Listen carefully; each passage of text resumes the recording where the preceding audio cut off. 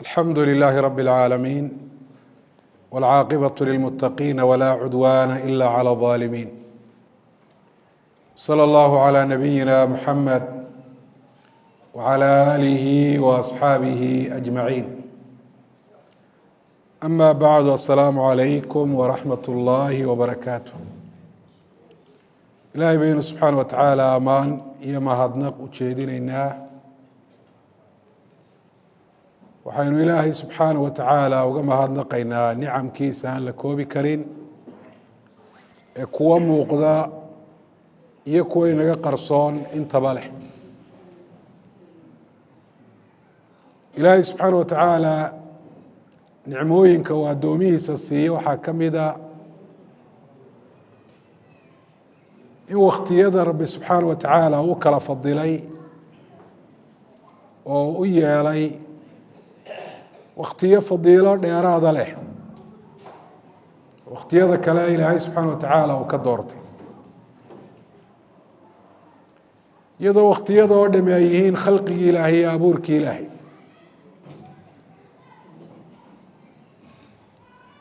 waktiyada ilaahay subxaana wa tacaala uu doortay waxaa ka mida bisha ramadaan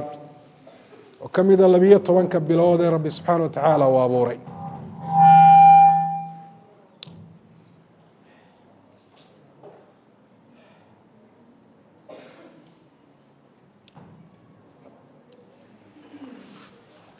darsigeenan caawa biidn illaahi subxaana wa tacaala waxa uu ku saabsan yahay xidhiirhka qur'aanka iyo axaadiidta nebigu ay ka dhexaysiisay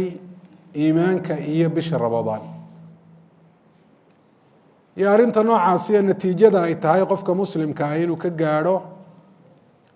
iyo midhaha ay tahay inuu ka goosto iyo saameynta ay waajibka tahay in arrintaasi noloshiisa ay ku yeelato ilaahay subxaana wa tacaala wuxuu yihi isagoo ka waramaya waajibinta soomka bisha ramadaan yaa ayuha aladiina aamanuu kutiba calaykum الصiyaam kama kutiba calى aladiina min qablikum lacalakum tattaquun markuu rabbi sheegayey inuu ku faral yeelay addoomihiisa soomka bisha ramadaan wuxuu ilaahay ku bilaabay aayadda inuu magaca iimaan ilaahay ugu yeedhay wuxuu uhi yaa ayuha aladiina aamanuu ilaahay waa odhan karayay yaa ayuha annaas dadow ama yaa ayuha arijaal wاnnisaa rag iyo dumarow ama yaa bani aadama bani aadamow xikmad iyo maqsad baa ku jira sir baana ku duugan iimaankaasi lagu bilaabay waranka laga waramayo waajibnimada iyo faralnimada soomka bisha ramadaan inaha inooga muuqan kara waxaa ka mida in dadka loo sheegayo iimaanku waxyaabaha uu ku waajibinayo inay ka mid tahay sawmu shahri ramadaan bisha ramadaan inay soomaan haddii ay soomi waayaanna laba midkoodun ay tahay ta koobaad oo ah inaanay muuminiinba ahayn oo aanu iimaan qalbigooda ku jirin ama talabaad oo ah muuminiin waa yihiin oo asalkii iimaanku quluubtooda waa ku jiraaye inaan iimaan dhammaystirani quluubtooda ku jirin oo soom la-aantoodu calaamad iyo daliil ay u tahay inuu iimaankoodu yahay mid naaqisa oo daciifa oo awooddiisu aanay gaadhsiisnayn inuu soomka ku kalifo oo inay ilaahay subxana wa tacaala daraaddii u soomaan uu ku qaado waxaa kaloo ilaahay subxaana wa tacaala uu tilmaamayaa soomku inuu ka mid yahay iimaanka inuu ka mid yahay waa min aliimaan camal kasta oo cibaado ah oo farala ama sunnaah iimaanka ayuu ka mid yahay iimaanku waa qowl wa camalu wa اctiqaadu waa caqiide iyo rumayn qalbi waa qowl lagu dhawaaqo ah shahaadateynka ashhadu an laa ilaha ila اllah waashhadu ana muxamada rasuulu اllah iyo camal oo ah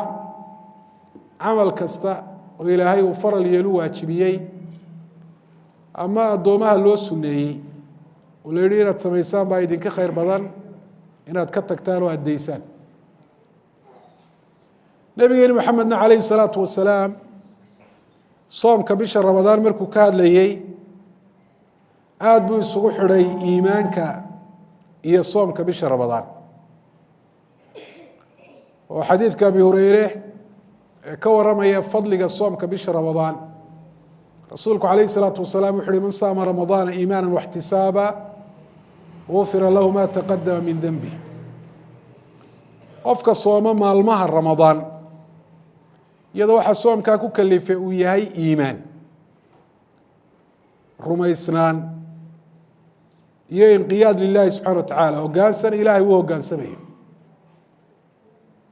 iyo inuu ilaahay uu wax kaga doonayo ilaahay daraaddii u soomayo. dembigiisii hore ee soomkaa ka horeeyey baa loo dhaafaa buuhi rasuulku calayh isalaatu wasalaam. arkaas la isugu xidhay soomkii iyo iimaankii waa si loo muujiyo iimaan la-aan soom inaanu ansaxayn. oo kuwa gaalada ah ee aan la iman iimaankii ilaahay subxana wa tacaala uu ku faral yeelay, hadday soomaan iyo hadday tukadaan iyo hadday cibaado kala sameeyaan midna ka ansixi mayso. wma manacahum an tuqbala minhum nafaqaathm ila anahum kafaruu biاllahi wa birasuulih. camalkooda in la aqbalay kufriga iyo gaalnimada ay caddaysteen ama ay qarsanayaan sida munaafiqiinta ayaa diiday, sidaasuu rabbi subxaana wa tacaala uu sheegay. waxaa kaloo la muujinayaa ana sowma min muqtadayaat اliimaan, soomku inuu ka mid yahay waxyaabaha iimaanku uu keensado ee uu sababo. oo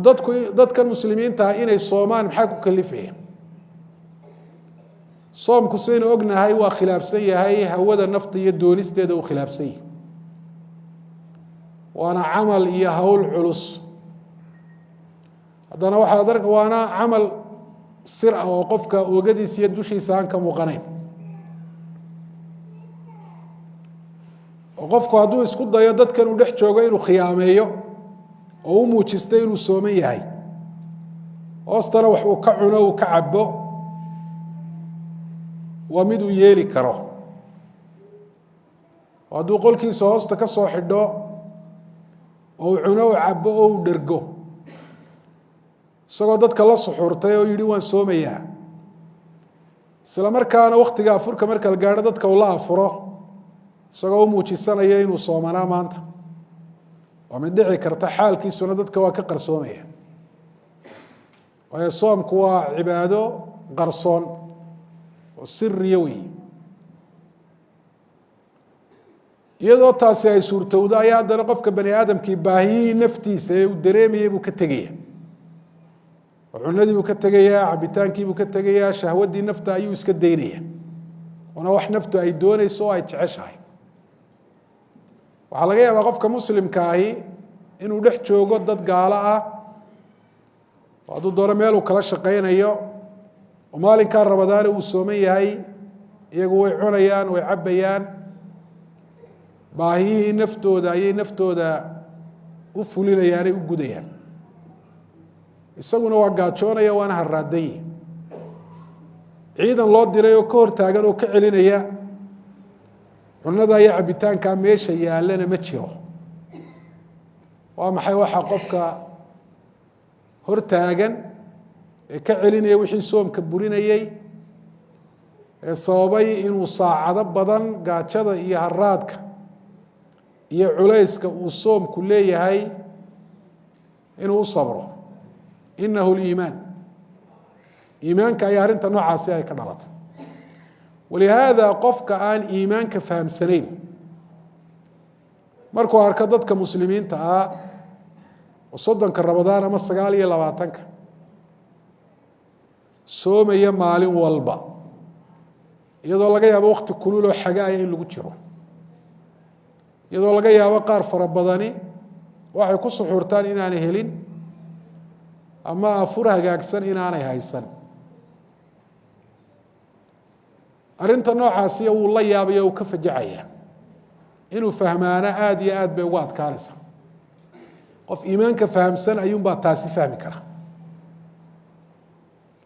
dadkana soomkoodu wuxuu kala wanaagsan yahay sida iimaankoodu u kala xoog badan yahay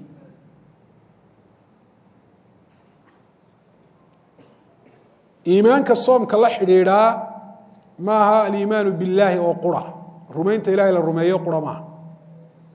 waxaynu ognahay iimaanku wuxuu leeyahay 6 tiir waa kuwa loo yaqaano arkaan اliimaan aliimaanu biاllah wاliimaanu biاlmalaa'ika wاliimaanu biاlrusul wاliimaanu biاlkutub wاliimaanu biاlyowm اlآkhir wاliimaanu biاlqadari khayri washar in ilaahay la rumeeyo subxaana wa tacaala in la rumeeyo malaa'igta in la rumeeyo rasuullada ilaahay uu soo diray in la rumeeyo kutubta ilaahay uu soo dejiyey qur-aanku u dambeeyey in la rumeeyo aakhiro oo ka bilaabmaysa qofka marka naftu ay ka baxdo ilaa janno iyo naar laga gaadho iyo waxaa dhex yaala ilaahay subxana wa tacaala uu ku diyaariyey iyo in la rumeeyo qadarka wax allaala iyo wixii dhaca inuu yahay wax ilaahay uu ogaa oo qoray oo ilaahay subxana wa tacaala uu doonay wax walbana ilaahay inuu abuuray 6daa tiir ee arkaan uliimaan la yidhaahdo 6daba soomka bisha ramadaan iyo cibaadaadka kale ee la sameynaya xidhiidh bay la leeyihin rumaynta ilaahay subxaana wa tacaala waxaa looga jeedaa qofku inuu rumeeyo horta ilaahay jiritaankiisa dadkan muslimiinta ee soomaya waa dad rumaysan ilaahay inuu jiro qof aan ilaahay jiritaankiisa rumaysnayni soom cibaado ama soomo waa dhici kartaa inuu idhaha ximyatan baan u soomaya waxaan u soomayaa is-ilaalin iyo caafimaad raadin laakiin soom cibaado ama soomo qof aan ilaahay rumaysnayn markaa soomku wuxuu tusinayaa iyo cibaadaadka kale ee bisha la sameeyaaba aliimaanu biwujuudi illahi subxana wa tacaala ilaahay jiritaankiisa qofku inuu rumaysan yahay ilaahay subxaana wa tacaala rumayntiisa waxaa ka mid ah aliimaanu birububiyatih in la rumeeyo in ilaahay kelidii rabbi uu yahay kelidii inuu yahay alkhaaliq ka waxaa jiro oo dhan isagu iyagoon jirin jirsiiyey awjadahu min alcadam inuu ilaahay kelidii yahay almaalik ka caalamkan oo dhan le cid lale iyo cid shuraaka kula liitoonaani jir inuu ilaahay kelidii yahay almudabir walmutasarifu fi lkowni walkhalq inuu yahay ilaahay ka ku tasarufa ee maamula khalqiga wax allaaliyo waxaan dhacayaa doonistiisa ay ku dhacaan khalqiguna aanay dooni karin waxaanu ilaahay subxaana wa tacaala doonin wamaa tashaauuna ila an yashaa allah marka ilaahay inuu rabbi yahay 3da arrimood baa hoos imanaya rumaynta ilaahay rabbinimadiisa la rumeeyo in la rumeeyo khaaliqnimadiisa in la rumeeyo maaliknimadiisa iyo in la rumeeyo mudabirnimadiisa caalamkan ka maamuleynaya ramadaan dadka muslimiinta ah iimaankooda la xidhiidha waxaa ka mida ay xusuusinaysana aliimaanu birububiyati illahi subxana wa tacaala rumaynta ilaahay rabbinimadiisa oo ramadaan waa waktiyada ilaahay ka mida waana bil ka mida bilaha 12 yaa abuuray ramadaan allahu subxaana wa tacaala dayaxa calaamadda u ah ee marka la arko la soomayo marka la arkana la afurayo rasuulku calayh الsalaatu wasalaam uu yihi suumuu liru'yatihi waafطiruu liru'yatihi man aladii khalaqahu waawjadahu min alcadam ile mar aanu jirin baa jirtay yaa jirsiiyey bishan dhalanaysa iyo dayaxan calaamadda u ahiba waxayna xusuusinayaan ilaahay rabbinimadiisa subxaana wa tacaala waana astaan iyo calaamad iimaan weeye ilaahay baa bishaa iskale oo ilaahay cid la lihi ma jirto walihaada cid wax ka bedeli karta oo bishaa say doonto ka dhigi kartaa ma jirto ilaahay baana maamulo maalinta ilaahay subxana wa tacaala uu doono inay bilato ayay bilanaysaa khalqigoo dhame hadday isu yimaadaan awood uma laha in bishii halkaa ay ka soo saaraan iyadoona ilaahay subxana wa tacaala bishii dhalin bishan shawaale aragtideeda ay ku dhamaanaysa ramadaanna waa saas oo kale weeye waxaa kale inuu ogsoonahay ramadaan cibaadaad badan baa la sameeyaa kuwa faral iyo kuwa sunnaaba cibaadaadkaasina iimaan bay ka dhasheen oo qofkani ilaah uu rumaysan yahay buu caabudaya haddaanu ilaahay subxana watacaala rumaysnayn cibaadaadkaa ma sameeyeen ma soomeen waynagii sheegaynay waxaa soomka dadka ku kalifaya inay u adkaystaan ay xamilaan ay u sabraanna sabab u ahay inuu yahay iimaanka salaada ay tukanayaan dikriga ducada waxay samaynayaan iyagoo rumaysan inuu jiro rabbi faral yeelay ama cibaadaadka qaarkoodna addoomihiisa u sharciyeeyo sunno uga dhigay waxay samaynayaan iyagoo rumaysan in ilaahay subxaana watacaala abaalmarin fiican uu ka siinayo oo adduun iyo aakhiraba cibaadaadkaasi ay ka faa'iidayaan walowlaa hada aliimaan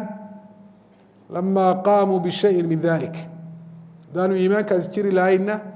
wax cibaadaadka ka mida may sameeyeen ramadaan iyo cibaadaadkeedu waxaa xidhiidh weyn la leeyihiin isla markaana aada uga dhex muuqdo qofka muslimka hadduu u fiirsado aliimaanu biasmaaءi اllahi subxaana watacaala wa sifaatih ramadaan waxaa lala xidhiidhiyey afcaasha ilaahay ilaahay sifow ah oo ay ka mid tahay fardu acmaal acmaal in la faral yeelo kutiba calaykum الصiyaam man aladii katabahu waxaa laydinku faral yeelay oo laydinku waajibiyey soomka bisha ramadaan ficilkaa waajibintaa yaa sameeyo sifo u yahay allah subxaana wa tacaala sidaasoo kale rasuulku calayhi الsalaatu wasalaam wuxuu sheegay in bisha ramadaan ay tahay bil mubaaraka ataakum shahru ramadaan shahru mubaarak bishii ramadaan baa idin soo gaadhay waa bil barakaysan man aladi jacala fiiha albaraka oo ficilkaa tabriika iyo barakaynta oo in khayr badan ay leedahay khayrkaa faraha badan ayaa u yeeloo geliyo ficilka ayaa sameeyey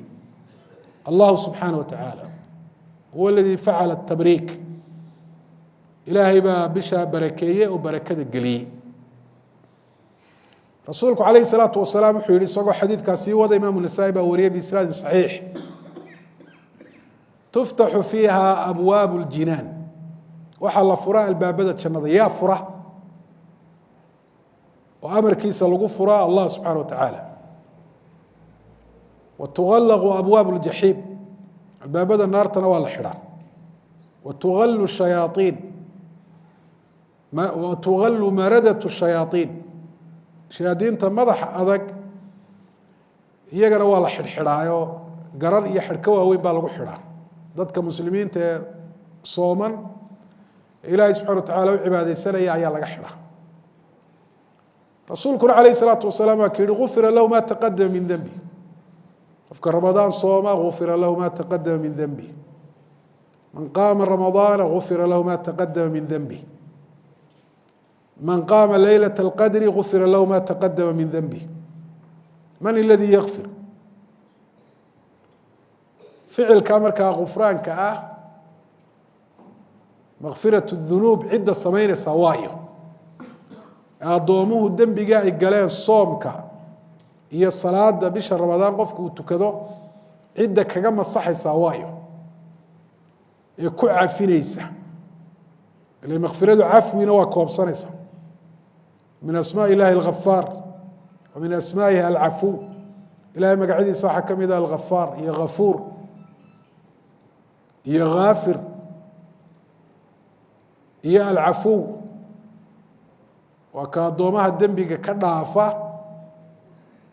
u astura isla markaa aan ku fadeexadayn kana dhaafa ciqaabkii dembiga ay ku mutaysteen bifadlihi wa manihi ku cafiya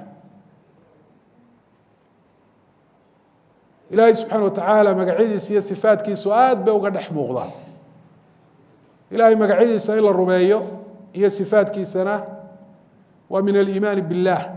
waa ilahay rumayntiisa mid ka mida qofku ilaa uu rumeeyo afartaa mu'min maaha ilaa jiritaanka ilaahay uu rumeeyo ilaahay kelidii rabbi inuu yahay uu rumeeyo alkhaaliq almaalik almudabbir uu rumeeyo kelidii inuu yahay macbuud xaq ah cid kastoo kaloo la caabudana in baadil iyo xaq darro lagu caabudo dalika biana allah huwa alxaq makhluuqna aanu cibaado waxba ku lahayn inkastoo uu xoog weyn yahay sida samada iyo dhulka iyo buuraha iyo badaha ama manzilo iyo darajo sare ilaahay agtiisa uu ku leeyahay sida malaa'igta ambiyada iyo rususha iyo dadka saalixiinta ah oo ilaahay baa yihi waqadaa rabuka anlaa tacbuduu ilaa iyaahu bilwaalidayn ixsaana ilaahay wuxuu xukumay oo uu waajibiyey oo uu faral yeelay in isagoo qura la caabudo cid kale in la caabudana ilaahay wuu diiday wacbudu llaha walaa tushrikuu bihi shaya ilaahay una caabuda ilaahayna subxana wa tacaala cid kale cibaadada kula shuraakaynina gaaladii nebi maxamed laga soo dhex saarayna gaalo kumay noqonuun inay ilaahay rabbinimadiisa diidanaayeen taa waa qirsanaayeen sidaynu inagu u rumaysannahay ilahay inuu kelidii khaaliq yahay oo maalik yahay kelidii abuuray makhluuqaadka kelidii uu leeyahay kelidii uu maamulo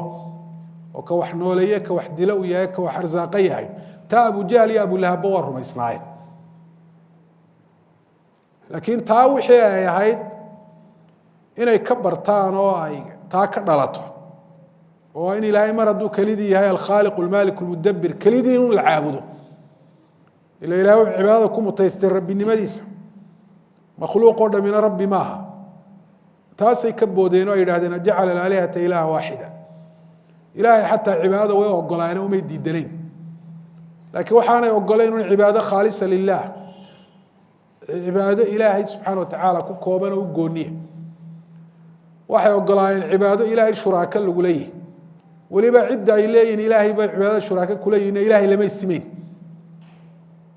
yanaa cibaadada ha kula simaan laakiin dhinac walba ilaahay kalamay simeyn waa kuwii lahaa markay xajiyaan ilaahay baanay usoo xajiyeeyeen laakiin xajkoodu xaj shirka ku jiraa buu ahaa labayk allahuma labayk intaasaynu u nidhaahna bay u lahaayeen ilah ku ajiibin oo ku ajiibin labayka laa shariika lakana waa lahaayeen ku ajiibina mid wax kula wadaagaa ma jiro halkaa markay marasaa bay kharibi jireen odhan jireen ilaa shariikan huwa lak malaktahu wamaa malak shariik yaroo mid yaroo kula wadaago oo isaga iyo wuxuu leeyahayba adigu aad sii leedahay macnaa mid kula simaan u ah oo sida adigu waxu leedahay wuxuu leedahay sida adigu wuxuu abuurta u abuura maaha laakiin cibaadadun baanu wax ka siinaynaa oo maxaa taa kalifayey mar hadday leeyihin ilaahay lama sinna waxaanaanu ilaahay la caabudayna waxay lahaayeen ilaahay unbuu noo dhoweynayaa un wasiilaanu ka dhigaynaa bay lahaayeen waddo ilaahay aan usii marno maa nacbudum ila liyuqaribuuna ila allahi zulfa ilaahay suu nooga shafeeco qaadun baanu san u yeelayna haulaai shufacaauna cinda allah waxaa kuwaa la mida kuwa muslimiinta sheegta ee dad dhintay baryaya wax weydiisanaya marka la dhaa miya idin abuureen odhanaya maya miya idin arsaaqaan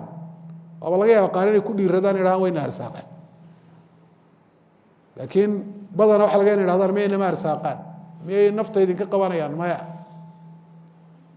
haddaa maxaad iyaga wax ugu gowracaysaan gowracaad ku weyneyneysaan maxaad iyaga u baryaysaan oo cuud iyo caruur iyo caafimaadooda u weydiisanaysaan waa dad ilaahay agtiisa manzilo iyo darajo kuloo inay ilaahay noo dhoweeyaan baanu doonayna waxaa kaleanu doonayna inay ilaahay nooga shafeeco qaadanaya irga nooga noqdaan waa intii abujahl iyo abulahab iyo mushrikiintii nebi maxamed alayh salatu salaam ka hortimi ay lahaayeen cidda qofkani uu leeyahay ilaahay subxaana wa tacaala waa la caabudayaa ha yidhaahdo waa cid ilaahay la siman ama ha yidhahdo waa cid ilaahay ka hooseysa ha yidhaahdo sidiisuu cibaadada xaq ugu leeyahay sida ilaahay oo kale ama ha yidhaahdo ilaahay baan usii marayaa oo ilaahay buu ii dhoweynaya ilaahay buu iga shafeeco qaadaya wuxuu doonayaba ha ku sababeeyo qofku mar hadduu cibaadadii ilaahay cid aanan wax uga ogolaado oo qof shirki sameeyo iimaankii laga rabay aan la iman iimaanka laga rabaa waa iimaanka laa ilaaha ila allah ay tusisay oo laa macbuuda xaqun ila allah mid cibaado xaqu lihi ma jiro allah subxana wa tacaala mooyaane marka sidaasi ayaa soomka ramadaan aliimaanu billahi xidhiidh uula leeyahy oo qofka muslimkaa soomka ramadaan iyo cibaadaadka kale ee ku jiraaba ay u xusuusinayaan rumaysnaanta ilaahay subxaana wa tacaala ama rumaynta ilaahay saasoo kale alimaanu bilmalaa'ika oo qur'aanka nebi maxamed lagu soo dejiyey ee soomka waajibinaya sida aayaddeenu akhrinay yaa ayuha aladiina aamanuu kutiba calaykum asiyaamu kama kutiba cala aladiina min qablikum lacalakum tattaquun yaa nebi maxamed u keenay oo ilaahay ka maqlay aayaddani kayfa wasalat ilaa rasuuli illah rasuulka ilahay say u soo gaadhay biwaasitati jibriil ilaahay oo aayaddaa ku hadlaya ayuu malaku jibriil maqlay isagoo amarka ilaahay ku socduu soo qaaday nebi maxamed buu calayh isalaatu wasalaam u akhri nebi maxamedna wuu xifdiyey amarka ilahay isagoo fulinayu dadka gaadhsiiyey halkaana alimaanu bilmalaa'ika baa ku jira sooma arkaysa leylat lqadrigu waa habeen ka mida bisha ramadaan waana habeenka qur'aanka soo dejintiisu ay bilaabantay ilah uhi ina anzalnaahu fi leylat lqadr leylat lqadri iyo oo ramadaan ka mida iyo malaa'igtana xidhiidh baa laga dhexaysiiyey oo ilahay markuu leylat lqadrigi ka hadlay wuxu uhi tanazalu lmalaa'ikatu wاlruux fiiha biidni rabbihim malaa'igta iyo malaku jibriil oo gooni loo xusay darajadiisa awgeed habeenkaa leylatulqadriga ramadaan ka mida ayay soo degaan xaggey ka soo degaan samada waa salaan malaa'igtu waa makhluuqaat nuuraaniya oo ilaahay nuur uu ka abuuray waana sukaanu samaa samaday degan yihin dhulka waa yimaadaan shaqo iyo hawl ilaahay uga soo diray bay u yimaadaan amarka ilahay iyagoo ku socdana waa yimaadaan waaye su-aal malaa'igta iyo dadku maxay ku kala duwan yihin su-aal furan odayaasha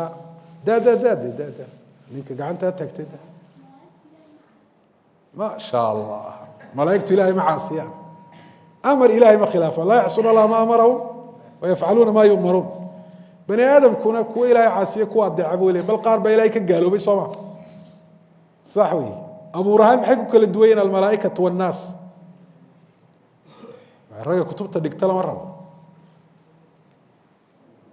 waxaan doonayaa odayaasha iyo ragga yaryariya baan doonaya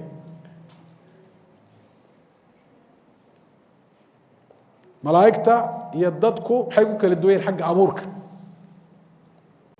waad garanaysaa haddee sheega odayaashaan ujeeda xagga abuurka malaa'igta maxaa laga abuuray nuur dadkana iin dhoobata xaaji saciid waxaa laga abuurana saasay u kala duwan yihin waxyaaba kaloo ay ku kala duwan yihin xagga baahiyaha ah baahiyaha haye malaa'igtu waxa ma cunaan waxa ma cabbaan ma seexdaan ma dhalaan bani aadamkuna intaaba uu u baahan yahay waanu ku sifoobaa malaa'igtu ma dhintaan way dhintaan sida bani aadamka ilah baa kullu man calayha fan cid kastoo adduunya dusheeda joogta waa dhimanaysa waa dhamaanaysa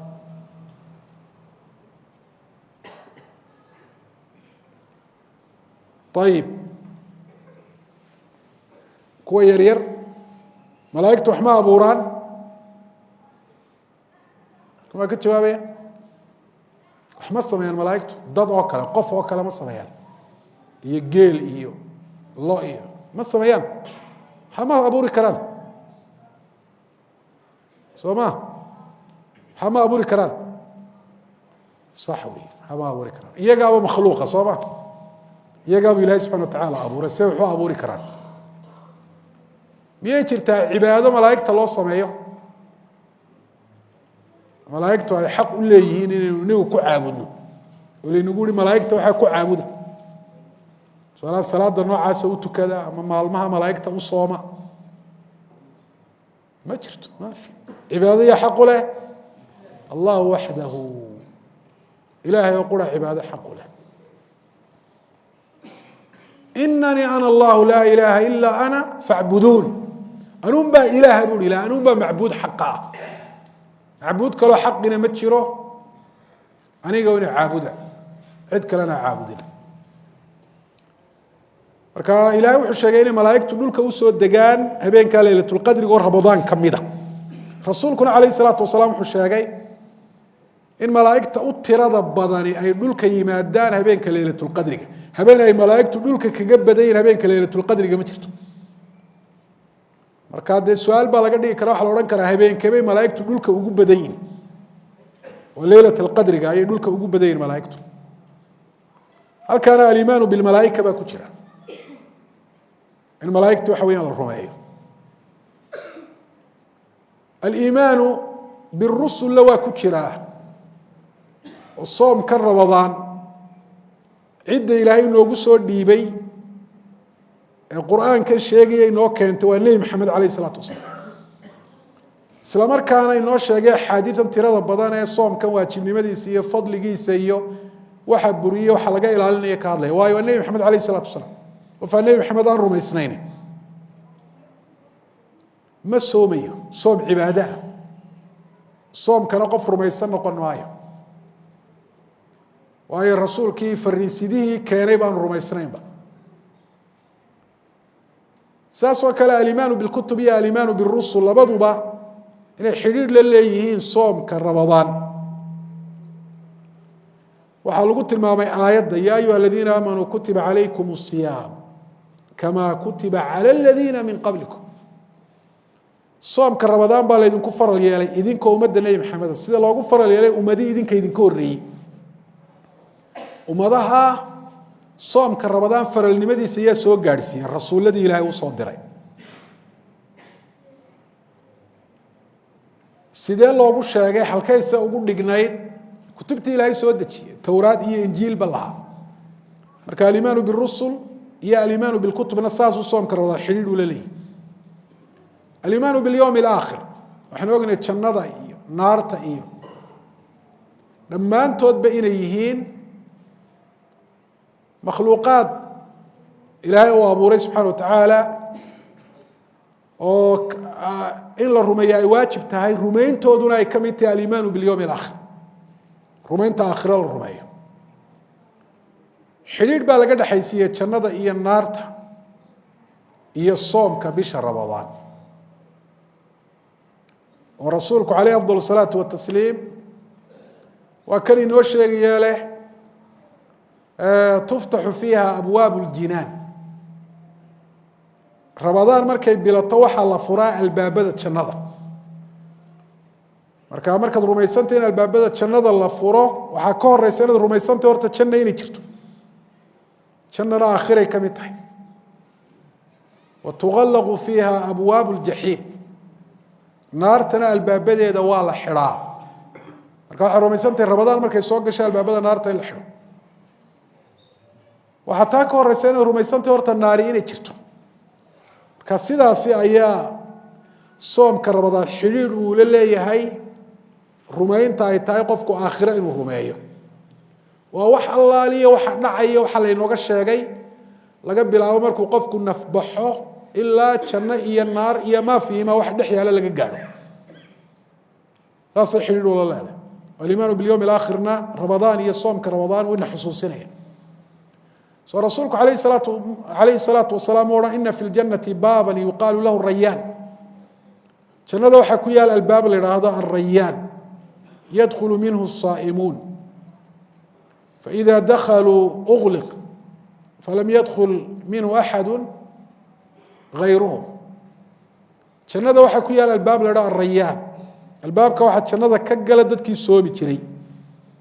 markay galaanay ku dhammaadaan baa la xidhaya qof aan iyaga ka mid ahayna geli maayo albaabada jannadee kale oo dhan magacyada camalka in albaabkaa laga galo jannada sababaya ayaa loo bixiyey baabu sadaqa iyo baabu salaa laakiin albaabkaa soomku uu sababayo in jannada laga galo lama odhan baabu sawm lama odhan maxaa la yidhi baabu rayaan waayo soom muxuu ka turjumayaa markaad soom maqasho maxaad xusuusanaysaa gaajo iyo haraad iyo soomaa dee jannana gaajo iyo haraad ma yaallo bal waxay cunayaan iyo waxay cabbayaan way kala dooranayaan mar allaaliya marka ay naftoodu muhataba waaba hor yaalaaba hataa inay u kacaan ay doontaan ay soo qaataan uma baahan walihaadaba baabu rayaan baa loo bixiyey min arayi buu ka yimi oo ah yacnaa cokanaanta iyo haraadbaxa markaa dadkii soomi jiray ilaahay jazaagooda wuxuu ka dhigay inay albaabka ka galaan jannadana ay ku gaajo iyo haraad baxaan albaabkaasina jannadu ku yaalaa in la rumeeyana waa waajib waliimaanu bihi min aliimaani bilyowmi alaakhir rumaynta la rumeeyana waxay ka mid tahay rumaynta aakhiro la rumeeyo aliimaanu bilqadari khayrihi wa sharih in qadarka la rumeeyo oo macnaheedu yahay qofku inuu rumeeyo wax walba ilahay inuu sii ogaa makhluuqaadkan intaanu abuurin iyaga iyo waxay samayn doonaan khayr iyo shar ilahay waa sii ogaa waxaa ilaahay uu sii ogaana inuu qalinka amray inuu lawxulmaxfuudka ku qoro maa huwa kain ilaa yowmi alqiyaama wuxuu ilaahay subxana wa tacaala uu doono mooyaane wax kale inaanay dhac ahayn wuxuu ilaahay diidaana inaanay dhac ahayn wax waliba ilaahay doonistiisa ay ku socdaan ilaahay inuu makhluuqaadka iyo camalkooda kula caamilin wa camalahu inuu abuuray afartaa in la rumeeyaa la idhaahdaa rumaynta qadarka qofka afartaa rumaysan baa qadarka rumaysan qofku haddaan rumaysanayn wax walba ilaahay uu sii ogaa ee uu moodayo wuxuu markuu dhaco un inuu ilaahay ogaanayo sideena qof qadarkii rumaysan maaha wax walba in la sii qoray oo lawxulmaxfuudka ilaahay subxana wa tacala uu ku qoray waxaa dhacaya ilaa yowmi alqiyaama haddaanu rumaysnayn oonu arrintaa maqalba qof qadarkii rumaysan maaha wax walba inuu ilaahay abuuray xataa dadka camalkooda khayr iyo sharba haddaan rumaysnayna qadarkii ma rumaysan in doonista ilaahay subxana wa tacaala ay tahay tafulaysa wuxuu ilaahay u doonaa u dhacaya waxaanu doonaa aanu dhacahayn haddaan rumaysnayna qadarkii ma rumaysan afartaa markuu rumeeyu noqonaya qof qadarka rumaysan alimaanu bilqadarna bisha ramadaan xidhiidh weyn buu la leeyahy dee abuurista ilaahay waxay ka mid tahay qadarkay ka mid tahay waa inagii sheegnayna dee bisha ramadaan inay khalqiga ilaahay ay ka mid tahay wakti waqtiyada ilaahay uu abuuray mid ka mida weeye ilaahayna bicilmihi buu ku abuuray rabbi intaanu abuurin wuu sii ogaa xataa dadka kuwa markaa soomka la waajibiyey ramadaan soomi dooniyo kuwa aan soomi doonin ilaa yowmi alqiyaama ilahay waa sii ogaa arrimahaas iyo tafaasiishoodao dhanna lawxulmaxfuudku ilahay subxana wa tacaala ku qoray kuwa ilaahay doonay inay soomaan khayr ilaahay uu ku og yahay awgii ayuunbaa soomaya kuwaanu ilaahay doonina ma soomayaan soomka ramadaan waxaynu ognahay waxaa la socdaa waxyaabo nafta aan mulaayim u ahayn aa naftu aanay soo dhaweynayn inay ku farxahayn sidooda marka loo eego marka loo eego dee inay cibaado la xidhiir la leeyihin qofka muuminka waa ku farxaya waxyaabo bimacnaa nafta xanuujinaya sida gaajada iyo haraadka iyo daalka iyo tacabka soomka la socda waa wax dhacaya soo maaha biqadari man waqac ciddee baa qadartay allah subxaana wa tacaala gaajadan iyo haraadkan iyo waxaan dhacaya o dhan iyo dadkan qaarna ay soomayaan qaarna aanay soomahayn waxaasoo dhan muxuu ku dhacayaa biqadar illaahi buu ku dhacayaa ilaahay ogaalkii ogaanshihiisa iyo qoristiisa iyo doonistiisa iyo abuuristiisa waxaasoo dham ay ku dhacayaan taasina waa aliimaanu bilqadar waxaa ka mida iimaanka aliimaanu bilgeyb dadka muuminiinta waxyaaba dada kale ay kaga duwan yihin waxaa ka mid ah waxyaabo khafi oo ka qarsoon oo xawaastooda aanay ku gaari karin sida araggooda iyo maqalka shayga laftiisa ay maqlaan maha sheegista loo sheegay shayga laftiisa ay maqlaan tusaalahaan dee sanqadhiisa ay maqlaan iyo taabashadiisa iyo urintiisa iyo dhadhamintiisa iyo waxaasoo dhan ashyaa aanay ku gaari karin inay rumeeyaan sifaadka muuminiinta ka mid tahay dada kale ay kaga soocayiin ilah waa khi dalika alkitaabu laa rayba fiihi hudan lilmuttaqiin kitaabkaasi waa qur-aanka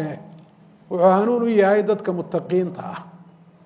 ee ilaahay subxana wa tacaala u hogaansamay siduu ilaahay ka doonay u noolaada amarka ilahay qaato wuxuu ilahay u diidayna ka fogaada waayo kuwaasi maxaa sifaadkooda ka mid a aladiina yu'minuuna bilgeyb waa kuwa eybka rumeynaya eybku waa waxaa ka qarsoone loo sheegay ee ilaahay subxana wa tacala u sheegay ama rasuulku calayh salaatu wasalaam uu sheegay rasuulkuna siduu ku ogaaday ay tahay inuu ilaahay u waxyooday oo ilaahay ugu warramay imisaa qur'aanka iyo xadiidka ku qoran waxyaaba inaga qarsoon laakiin war ahaan laynoogu sheegay oo haddana aynu rumaysannahay haddaynu cuquusheenoo qura isticmaallo aynu idhaahno war annagu waxaanaan arag oo aanaan maqal isaga laftiisa oo aanaan dhadhamin oo aanaan urin oo aanaan taaban rumayn mayno de waxay noqonaysaa alimaanu bilgeyb baa ayaa maqan qofku waxyaabaha qeybka ilaahay u sheega hadduu rumeey waa in qof ilaahay beeniye wey warkii ilaahay buu beeniyey iyo warkii rasuulka calayh isalaatu wasalaam alimaanu bilgeyb iyo bishan ramadaanna xidhiidh weyn baa ka dhexeeya bal imise shay baa dhacaya ramadaan dhexdeeda ama ramadaan dabadeed oo inaga qarsoon oo laynoo sheegay haddana aynu rumaysanay waxaa ka mid a waxa laynoo sheegay in albaabada jannada la furo miyaad aragtaa albaabadii oo la ballaqay miyay kuu muuqda oo wax kaa qarsoon sooma albaabada naartana in la xidho ma arkay sida adigu manaa taaban albaabkii oo xidhan iyadoo la xidhayna sanqadhiisa maad maqlahayn oo taasaan ku gartay ma odhan kartid ilaahay un baa sheegay rasuulka calayh salatu salaam sheegay oo fariintaa xagga ilahay nooga keenay shayaadiinta madaxa adag baa la xidhxidhaa buuri nebigu calayh isalaatu wasalaam hal tara shayaaiin aslan markooda hore miyaad aragta adu si aad ku ogaatay inay jiraan ilahay baa inoo sheegay inahu yaraakum huwa waqabiilu min xayu laa tarawnahu ina shayطaana lakum caduw faاtakhiduuhu caduwa miyaad aragtay shayaadiintii oo la xidhxidhayo oo tiirarka la qabadsiinayo markay ramadaan soo gasho maad arag oo war xagga ilaahay ka yimi oo rasuulku calayh salatu wasalaam ina soo gaadhsiy haddana waynu rumaynayna baabu rayaankii aynu sheegaynay baa lamid a waa shay eyb oo inaga qarsoon lakiin haddana waynu rumaynaynaa sidaasi ayaa xidhiidh weyn uu uga dhexeeyaa iimaanka iyo bisha ramadaan aragtida noocaasina waa ta ay tahay dadka muslimiinta ay bisha ramadaan inay ku eegaan waxyaabaha markaa keenay ramadaan inay dadkan muslimiintaee dambe saameyn badan ku yeelan weydo oo iimaan u ziyaadin weydo oo hoggaansan rabbi ay u kordhin weydo oo khushuuci iyo khuduuc ilaahay u khuduucaan ay naftooda ku tallaali weydo oo akhlaaqdooda iyo dabeecadooda waxba ay ka bedeli weydo waxyaabaha keenay waxaa ka mid a aragtida ay bisha ramadaan ka haystaan baa aragti kooban waxay u haystaanuun bil bilaha ilaahay ka mida oo in maalinteeda la soomay ilaahay waajibiyey si guudna bil khayr badan inay tahay qofka muslimka ah waxaa la gudboon inuu u fiirsado aayaadka iyo axaadiidka bishan ramadaan ka hadlaya inuu si sadxi oo dulxaadisa u eegana maaha waa inuu su-aale iska weydiiyo si camiiqoo qoto dheer waa inuu eego qofka muslimka ah ramadaan iyo arrimaha ku xeeran iyo inta laynooga sheegay waa in qofka muslimkaa uu dhugto u fiirsado alasraar alatii awdacaha allahu subxana watacaala fi hada shahr siraha ilaahay bishan uu geliyey iyo maqaasida iyo ujeedooyinka ilaahay doorashadeeda iyo sharciyeynta acmaasha qaarkood dhexdeeda uu sharciyeeyey iyo bilihii kale ilaahay inuu ka duway ujeedooyinka ilaahay uu ka leeyahy maxaa looga socdaa bishan ma inaad maalintiina soomto oo intii markii hore xalaasha ku ahayd inaad iska dayso cunadii iyo cabistii iyo shahwadii iyo waxyaabaha kale ee kuwa la xidhiidha ee soomka buriya sida iskamatajintii iyo inaad iska dayso ujeeddadu ma intaasun ba abadan inaan ujeeddadu intaasun ahay habeenkiina salaad tarawix aad tukato ama aad iskaba dayso oo salaadii faralka hore aad u tukan jirto inaad tukato ujeeddada bishan laga leeyahay intaa maaha rasuulkana calayh isalaatu wasalaam inoo sheegay waayo cunadaynu iska daynay iyo cabitaankaynu iska daynay ilaahay meel u buuxin maayaan dee habeenkiiba وطن لينو فصح إلى أدوي نقع شني هبين كبل لينو ما فصح ولما يرى وكلوا واشربوا حتى يتبين لكم الخيط الأبيض من الخيط الأسود من الفجر ثم أتموا الصيام إلى الليل عنا وعبا يعني هبين كيوردن إلا واجو مقنعين وبرياد وجالسا صلى الله عليه وسلم نبي عليه الصلاة والسلام تاي نوع الديو يري من لم يدع قول الزور والعمل به فليس لله حاجة في أن يدع طعامه وشرابه قف كان كتجين هذا الكا بعض الكا منكر كا إلهي وديده وحارن تمي هي عمل كستوى معصية ها أوجادو صوم كيسو إن أنا هاين صوم كي لجربي صوم كي لجربي ما حقيتين هبنا نقول صوم كيسو مد فرلك وكجدعي لكن صوم مقاصدية وشدوين كي لو شرعية جودية أوقف كان جالسين معه وشدوين كصوم كالجلي وحكم إذا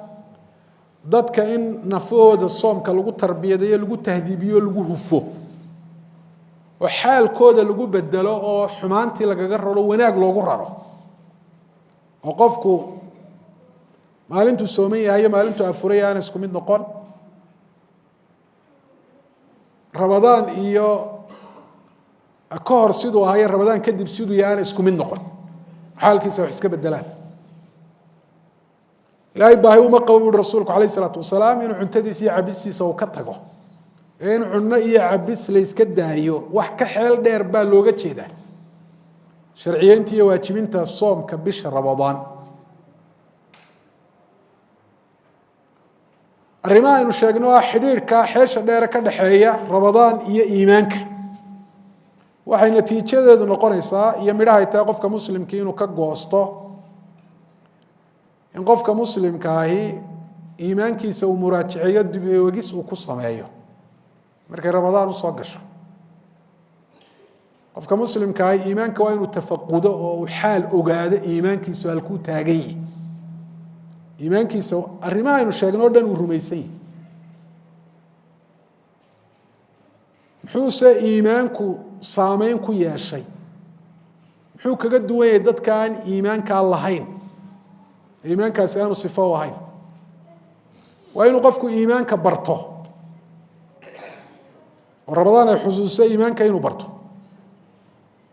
oo dee qofku iimaan aanu baran ma samayn karo acmaasha saalix oo dhami waa min al-iimaan isagoon garanahayn inay yihiin camal saalix oo waajiba ama sunnaana qofku ma samayn karo marka iimaankii qofku waa inuu barto ilaahay magaciisa waa inuu barto sifaadkiisa waa inuu barto waa inuu malaa'igtii barto aakhiriya arrimaha la xidhiidhay qofka muslimka loo sheegay saameynna ku yeelanaya waa inuu barto nabi maxamed calayhi salaatu wasalaam rasuulkii u dambeeyay ilaahay uu soo diray ummadana loo soo saaray qofku waa inuu aqoon yeesho wax allaale waxa bisha Ramadaan la sameeynaya waa min asbaab ziyadati al-iimaan waa waxyaabaha sababa iimaanka qofku inuu ziyaado kor u kaco haday salaad haday soom haday quraan akhrista haday dhikri haday ducaa haday sadaqa tahay haday tay wanaag dadka loo sheego xumaan laga reebo khayr la gaarsiiyo oo la baro كل هذا ومن أسباب زيادة الإيمان وحاصل دمي الرماها إيمانك زيادية أي كمدي مركا وقفك مسلم كا وين العبادات كاس النقدان كو إيمانك يسسامين كياش وإيمانك سهل كتاجنا انتانو صوم كرمضان بلابين دو وين كرو قع هذه كلام حين نقول عبادة وحواك خلطان مرة دي قفك إيمانك يسير راد يسامين أي كوي لويدي in iimaankiisa uu ziyaadiyo qalbigiisa uu xagga khayrka u dhaqaajiyo iyo iimaanka qofka muslimka ahi waa inuu ku dadaalo liyaktasiba min shahr ramadaan iimaanan qawiyan soo bisha ramadaan uga kasbado iimaan xoog badan waliyaada qofka aan ramadaan saameyn ku yeelan iimaankiisu halkii hore uu iska taagan yahay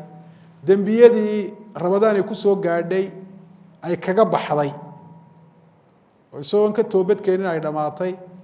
دنبيادو هالنقضان فرالية حقوق الضيعي أما هذان حمانية معاصي وحويان مسلمين جري قفك ملك جبريل باهباري نبي محمد آمين بوري waana qof khaasir oo khasaaroobay rabadaanna qiimaheeda aan garan waxna aan ka faa'iidin wuxuu طبراني ku wariyay mucjamkiisa wuxuu hi atani jibriil faqaala ya muxamed man adraka ramadaan famaata falam yugfar lahu